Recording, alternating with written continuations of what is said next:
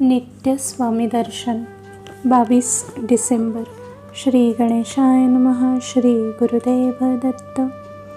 चैत्र शुद्ध प्रतिपदा शके 1800.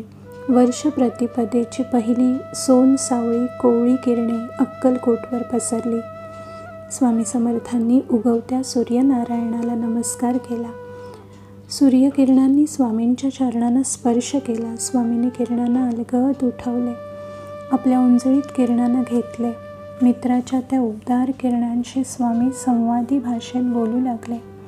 माझ्या प्रिय प्रकाश किरणांनो, किती शतके तुम्ही मला सोबत केलीत, त्याला गणतीच नाही. रोज सकाळी तुम्ही मोठ्या प्रेमाने मला स्पर्श केलात. मी तुम्हाला रोज सकाळी माझ्या उंजळीत घेतले. रात्रीसुद्धा सर्वांना चुकवून माझ्यापाशी येत होतात.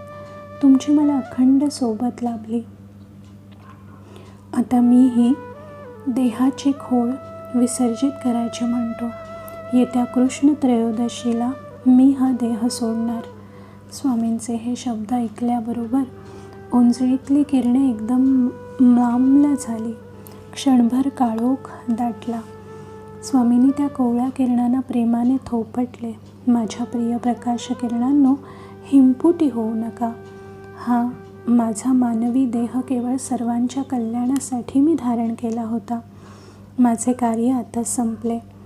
5 शतके उलटून गेली. तुम्ही माझी अखंड सेवा केली. तुम्हाला मी आशीर्वाद देतो. तुमच्या साक्षीने माझे जे स्मरण करतील त्या माझ्या परमभक्तांना मी ही देहाची खोड विसर्जित केल्यावर सुद्धा निश्चित दर्शन देईन.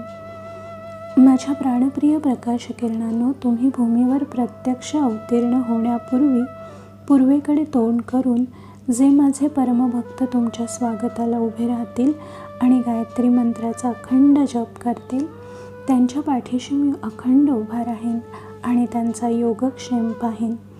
सायंकाळी तुम्ही या विश्वाचा निरोप घेताना जे तुम्हाला स्मरतील त्यांच्या सर्व प्रकारच्या चिंतांचे मी हरण करेन. तुम्हाला मी आता विनंती करतो की माझ्या सर्व भक्तांवर तुमची प्रकाशदायी माया पसरू दे. स्वामींनी त्या प्रकाश किरणांना आपल्या उंजळीतून हलकेच खाली उतरवले. किरणांनी स्वामींच्या चरणांना अलगद स्पर्श केला. स्वामींचे आशीर्वाद घेतले आणि मामला सुखाने माघारी वळले.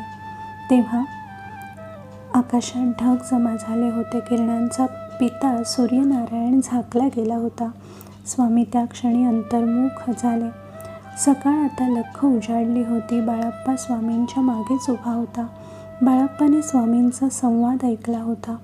तो स्वामींच्या पायांवर कोसळला आणि त्याने आपल्या कढत अश्रूंनी स्वामींचे चरण धुतले. स्वामींनी बाळाप्पाला अलगद उठवले. बाळाप्पा स्वामींच्या निश्चयी चेहऱ्याकडे पाहू लागला. स्वामी मंद हसले.